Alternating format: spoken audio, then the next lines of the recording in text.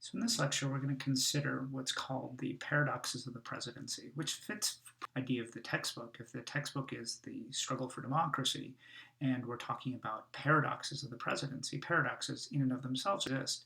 They are two things that are trying to exist simultaneously that are very difficult to achieve simultaneously. And as we'll see, that's what this theory about the presidency is really arguing, is that the combination and what we need in a president isn't so easy to find, and particularly with the institutions that we have for the United States. For example, the primary system and the electoral college might actually produce very different sort of people who are successful, then doesn't necessarily translate into success as the President of the United States. And so what we want to do is think about, because the President of the United States is perhaps one of the most important jobs in the United States system, we need to know something about what a president is going to be like. It is also something that we hope, in thinking through this, that this is not just a theory material from the textbook, but might actually be something that you can use in assessing candidates who are running for office. We have an election in 2020 where likely going to appear on the ballot as a Republican nominee. It doesn't seem like anyone is going to be challenging him for the Republican nomination. And then there are over 20 people who are running for the Democratic nomination. And what we can do is use this theory of the paradox of the presidency to see whether or not right individuals who can negotiate these different contradictions that are inherent in the important job of being the President of the United States.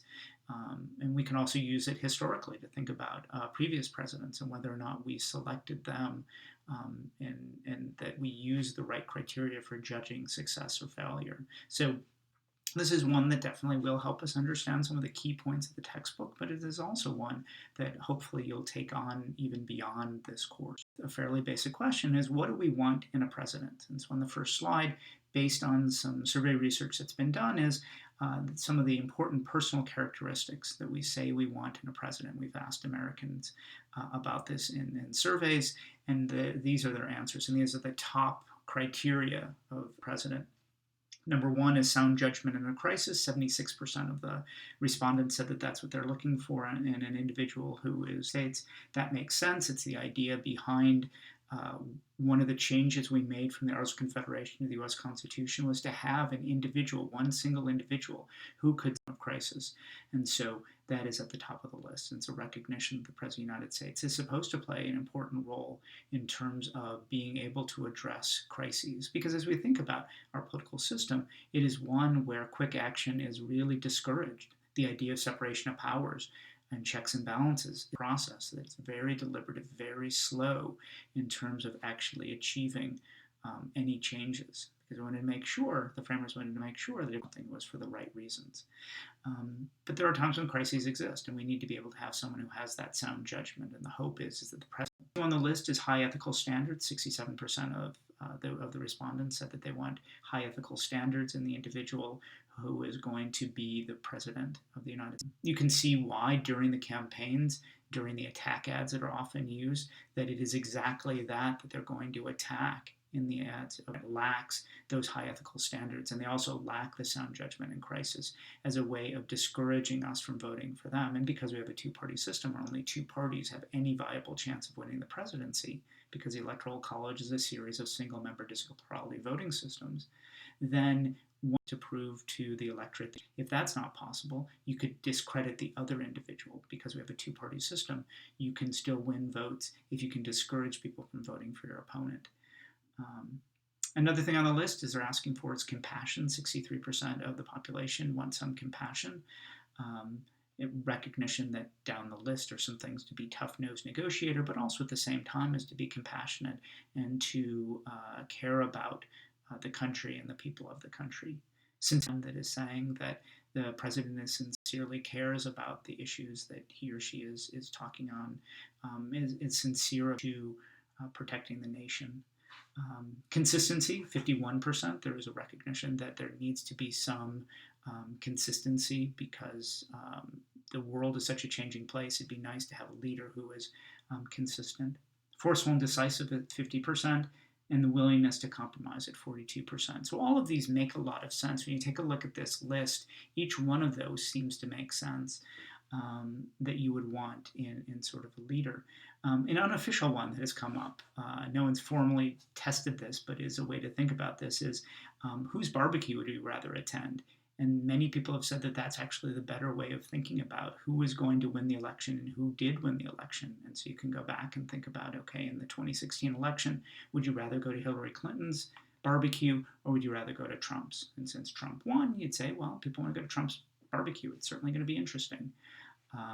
Going back when you had Barack Obama going against Mitt Romney, Barack Obama's would be more interesting than Mitt Romney's, so Barack Obama won. Going back to his first term, whether you go to Barack Obama or to John McCain's, again, people would say Barack Obama would have the better barbecue. Going back previously, you have Bush against Kerry. It was a very close election. People didn't want to go to either one of those. But of the two choices that were available, they would slightly choose President Bush, and so he got reelected. In the 2000 election, the choice between George Bush, who then became president, or Al Gore, who was a sitting vice president who was running to try to become president. Of those, again, it was a very close election. Al Gore got more votes, but the popular vote, the Electoral College vote, went to George Bush. He became president. And so you could keep going back, and some say that that might actually be the better way than all these complicated theories that are out there about how people vote for the President of the United States. But I don't say that's a formal one, but it is one that we at least look at, and is certainly pointing out that people do vote on these personality characteristics when deciding the President of the United States. Doesn't mean the political party isn't an important thing. Of course it is, as we've learned in Chapter 10 when we talked about campaigns and elections and how people vote. Party ID is still the number one. People will go with their team first. But there are enough people who are independents who they support, or they like to think that they're open-minded and are considering voting for a different party, or at least consider that. So this list, looking at the individual items on the list, they seem to make sense for someone you'd want to be a leader and to be the President of the United States. However, and this is an indication that we might have some paradoxes coming ahead, is some of those items on that list might not be all that straightforward to have simultaneously. Do forcefulness and the willingness to compromise fit together that easily? Do consistency and the willingness to compromise, do those fit together easily? And so these things are important for a strong leader, but what about the idea of wanting a compassionate, responsive leader? And so that sometimes when people were asked the question, there were certain items they didn't even bring up. Thinking about it, they're thinking about it in terms of a difficult, tough leader, as opposed to the more compassionate idea. And so the fact that there are things on the Americans would like to see, and yet some of those things might not be all that easy to have when one individual points out that we might expect this not to go as easily as we would want. And so already we're seeing the groundwork that's being laid for this idea that there might be some paradoxes ahead.